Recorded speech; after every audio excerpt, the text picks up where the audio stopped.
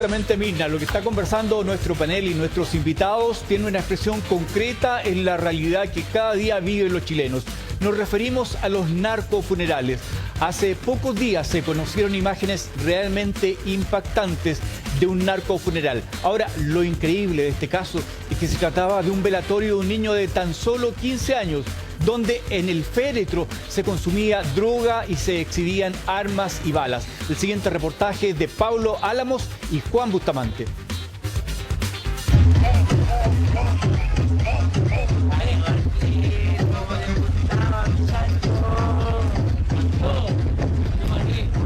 Hay varios que en redes sociales comentaron que uno despide a sus seres queridos como se le dé la gana. Más que un funeral, parecía una fiesta lo que se grabó en un cementerio de Iquique.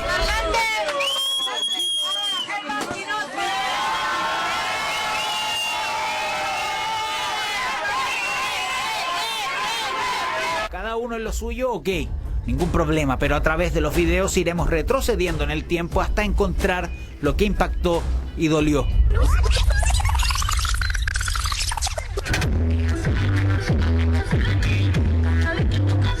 Antes del entierro hubo un cortejo, no hubo ahí mayores complicaciones, lo que importa es lo que sucedió durante el velorio.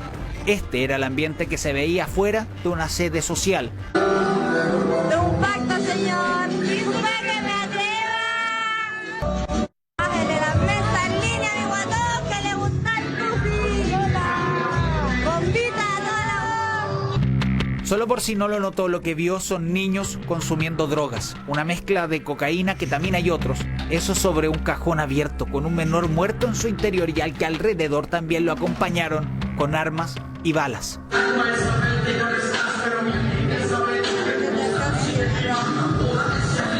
Hermana, no te la pálida, toma agüita.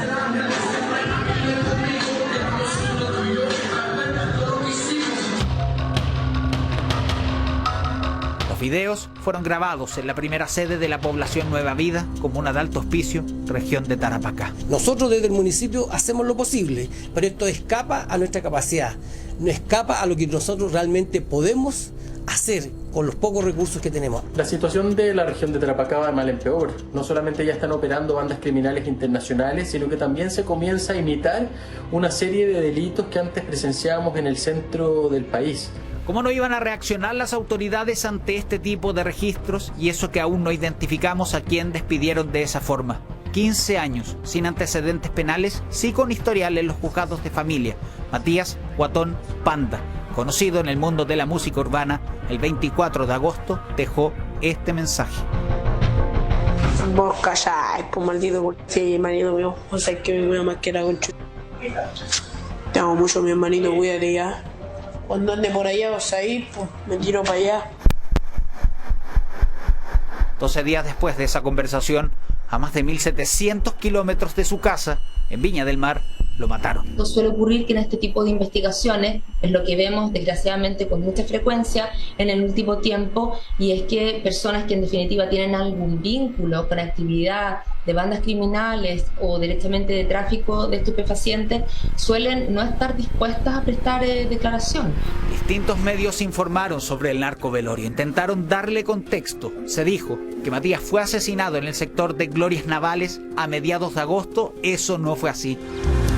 Al menor de 15 años lo dejaron tirado con un balazo en el pecho en la puerta del hospital Gustavo Frique, y para llegar allá no fue un camino fácil. El antecedente primigenio que se tiene es que en el sector de Aguasanta es trasladado de un vehículo a otro, muy malherido, y ese vehículo al cual es trasladado lo conduce al hospital Gustavo Frique de Viña del Mar, donde el adolescente fallece.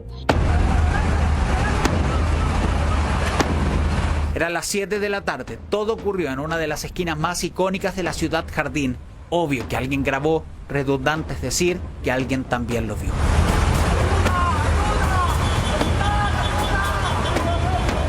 Bien rara toda la situación que viste, ¿o no? Sí, pues no sé de dónde venía ese tema, porque venía al parecer como de Aguasanta. Estábamos parando el semáforo y escuchamos como un golpe súper fuerte, como que frenaron y escuchamos un golpe súper fuerte.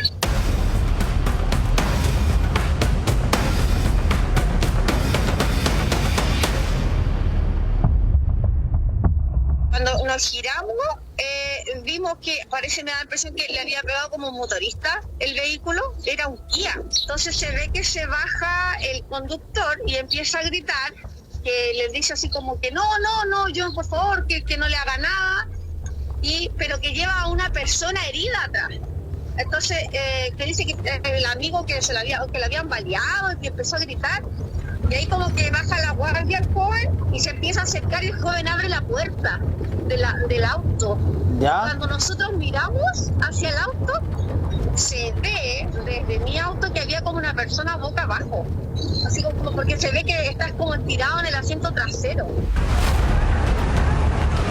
Una muerte violenta, en palabras simples. Una vez más, Matías fue asesinado. Ahora sí tiene un contexto para estos videos. Si necesita más, también le podemos mencionar que estuvo en un programa del Sename por 2 años. No se muere que se va, solo se muere que se olvida. Dejaste a tu mamita con el alma destruida. Su madre no acudió al velorio por mantener una orden de detención en su contra y que su nombre aparece ligado a investigaciones sobre tráfico de droga, otros videos. Lo dicho, es caldo de cultivo para la narcocultura, la que avanza y a pasos agigantados. Nosotros nos sorprendemos cuando vemos este video el fin de semana. ¿A usted le sorprendió? No.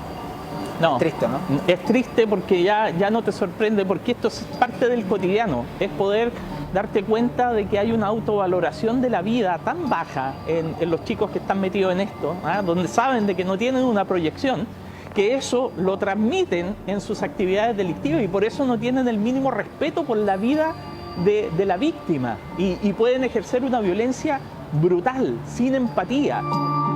Vale la pena oír a quien hace más de 2 décadas estudia la relación entre los menores vulnerables y los delitos. ¿Cómo no va a ser prudente preguntarle también a quien hace 40 años, desde su fundación, intenta romper el círculo de la delincuencia? Eso se llama normalización de la miseria, de la pobreza, de la indolencia, de mi espacio seguro. Eso es inconcebible. Eso muchas veces yo digo, el país tiene lo que se merece.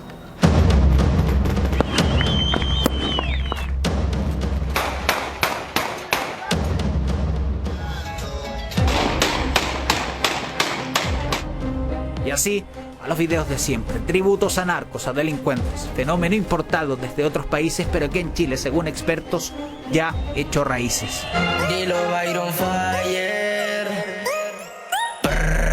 Canciones sobre consumos de droga, armas, ajustes de cuentas y amenazas que tienen millones de reproducciones. Sume balazos al aire con los que vecinos aprendieron a convivir, otros cajones abiertos y tributos al delito.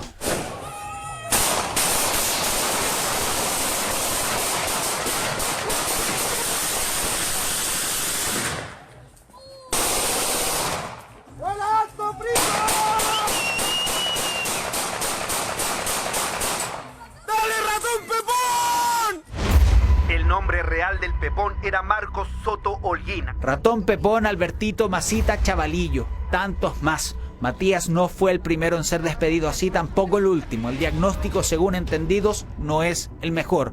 Excluidos a los que se les ofrece la entrada y pertenencia a grupos que solo se aprovechan de los espacios que deja el Estado. Muchos de esos niños, por no decir todo, que no son nadie, una basura, no le importa a nadie. Y en la búsqueda del ídolo está el dinero. Es vida. Entonces me ofrece alguien, mira, aquí hay una solución, esto te lo va a solucionar. Dinero, y fácil, y abundante. El narco cuando llega a un territorio empieza a llenar las brechas que el Estado no está llenando. Es el que le provee la locomoción cuando tienen que salir de emergencia y el Transantiago no entra. Es el que le paga la cobertura del tratamiento oncológico a la dirigente vecinal o a la persona que está más necesitada en el territorio porque nadie la está ayudando. Entonces cuando tenemos esos niveles de brecha, esta es la sangre que buscan los tiburones, se instalan en el territorio.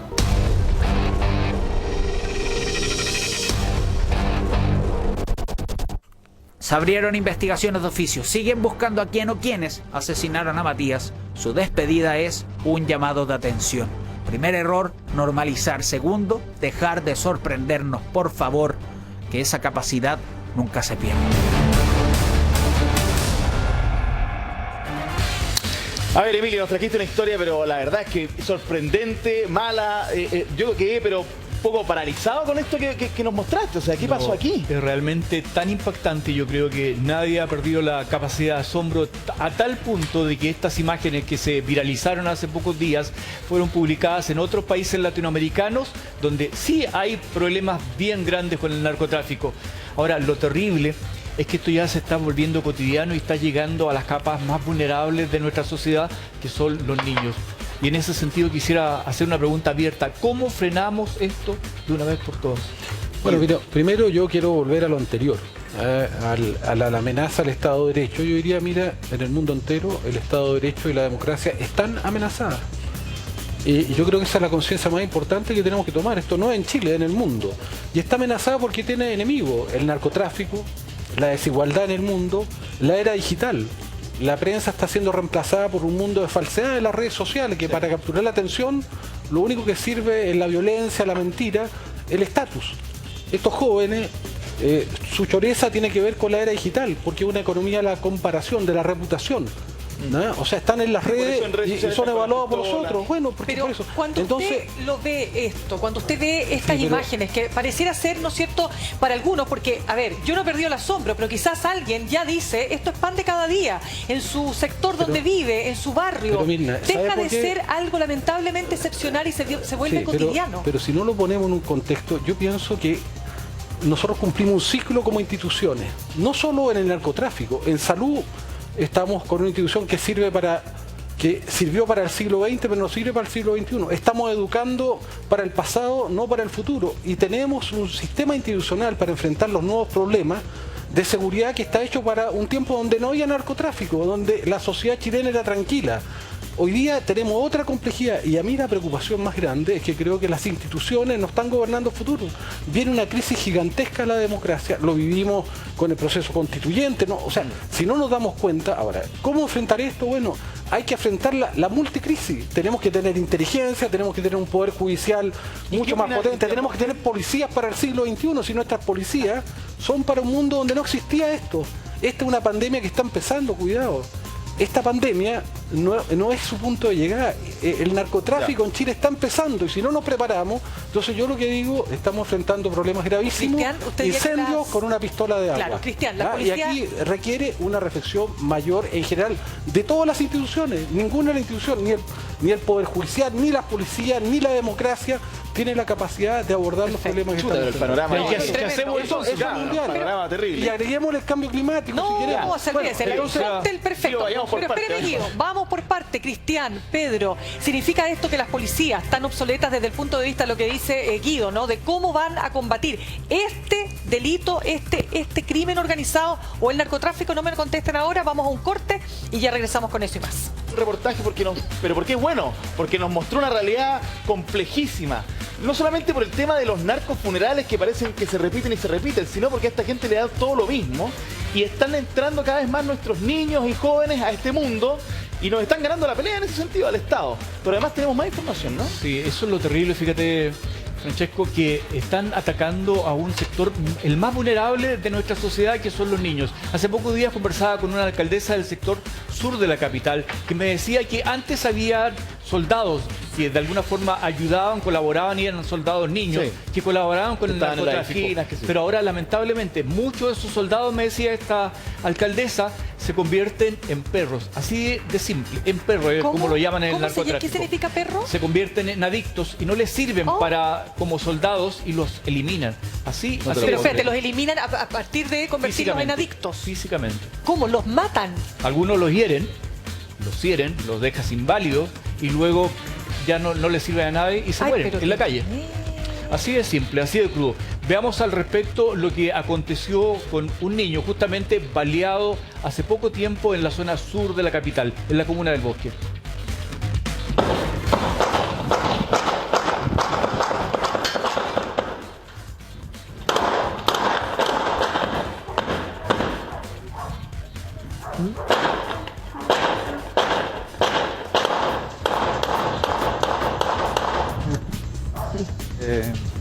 Perdón, Pedro, tú dices que esa es tu zona, la zona que tú tenías a cargo cuando fuiste fiscal, ¿verdad? Sí. Cuéntanos qué pasa exactamente ahí. ¿Y si te sorprende esto? Porque... ¿O no te sorprende? No. Son muy habituales estas balaceras en la zona sur en general. Siempre se han concentrado aproximadamente el 50% de los homicidios en Chile en la zona sur de Santiago.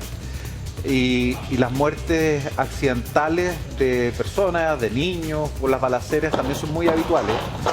Y las balas, por la calidad de los materiales de las casas, traspasan el material de las casas y provocan también lesiones y también muertes de Pedro, pero inocentes. esto está ocurriendo, antes uno lo veía esto en la noche, en enfrentamiento, pero esto está ocurriendo a plena luz del día y se mantiene por ya 2 minutos, o sea, es francamente impresentable. ¿Qué pasa con la presencia policial, por ejemplo? ¿Qué pasa con el Estado?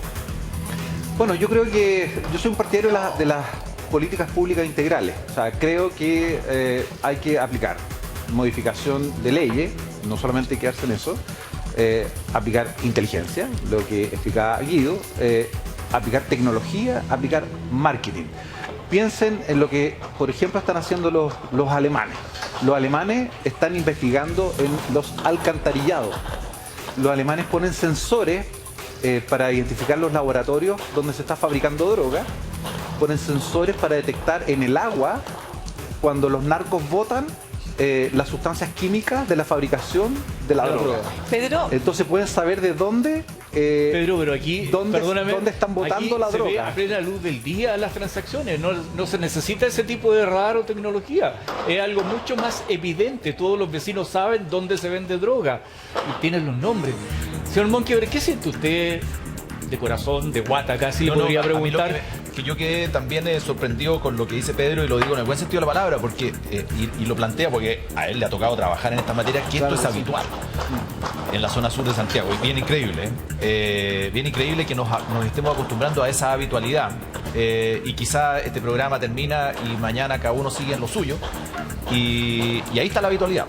Entonces, pero qué pesimista, o sea, Guido... No, es que yo quiero enganchar con el pesimismo también, o sea, no es la crudeza de la realidad, lo que dice Guido y lo que dice... ¿Pero le ven una salida? No, si yo creo que o sea, a eso quería ir yo creo que hay salida, cuando hay convicción. Y esa convicción pasa porque quienes están a cargo, y no lo digo quienes estén a cargo hoy día, que no sea el gobierno que yo apoyé, etcétera, no, quienes están a cargo, tomar esto como una prioridad. Engancho con la alerta anterior de la vocera de la Corte Suprema. Se está poniendo en riesgo el Estado de Derecho. Coincidíamos con Guido respecto de los delitos de alta connotación, como el crimen organizado, narcotráfico, ¿no es cierto?, terrorismo, que están muy presentes. Entonces, cuando uno toma como esto una convicción y se deja asesorar por países más avanzados en estas materias, y lo empuja como una política pública, empieza a haber una luz de esperanza. Yo eso no lo veo. Y quiero ser súper honesto y súper objetivo. No lo veo... ¿No lo ve en el gobierno? No lo veo en el gobierno. En Carolina Toá, que es la nueva ministra del Interior, por eso, pero no quiero ser el típico odioso de que, oye, el gobierno... No lo veo como una prioridad de política pública de Estado.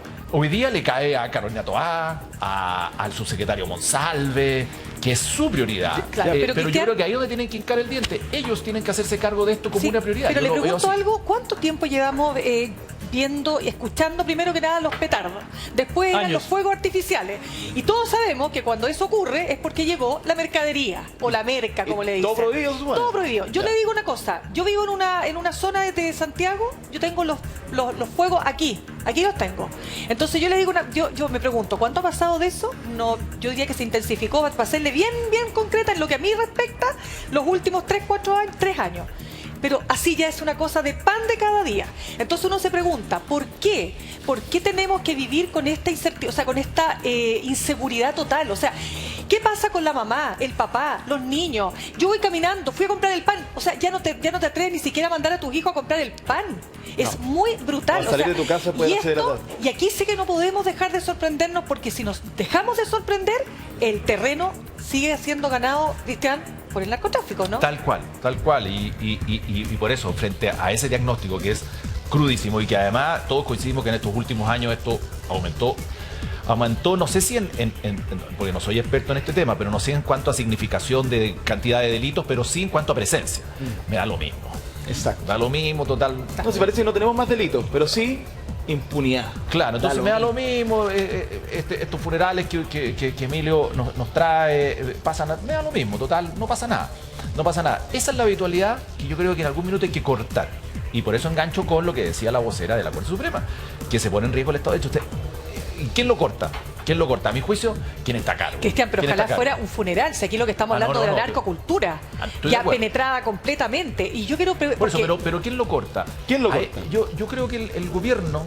Buena pregunta, ¿quién lo corta? ¿Quién lo corta? El gobierno. Hoy día el gobierno. El gobierno tiene que hacerlo. Ya, pero las policías, dijo Guido, que Guido, usted dijo que las policías no estaban preparadas, de alguna manera estaban obsoletas. Por eso el gobierno engancha inmediatamente en esa lógica que dice Guido, que es, bueno, ¿cómo fortalezco las policías?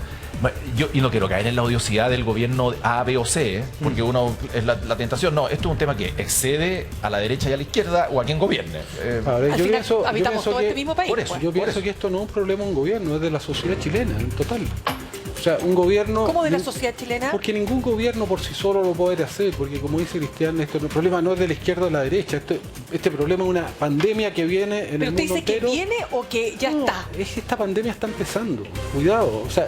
Chile está empezando a vivir el problema que han vivido otras sociedades, pero no tiene las instituciones preparadas. ¿Y qué tenemos que hacer, Guido, para combatirlo? Prepararnos. Primero, entender algo que decía Pedro, que esta es la realidad de una parte de la sociedad chilena que es de todos los días.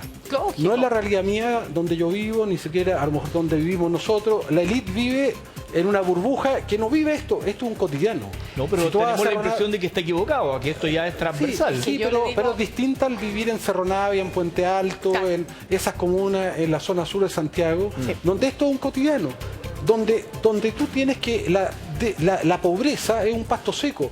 Estos jóvenes que llaman soldados, perros, como tú dices, son jóvenes que no tienen nada que perder porque no tienen nada.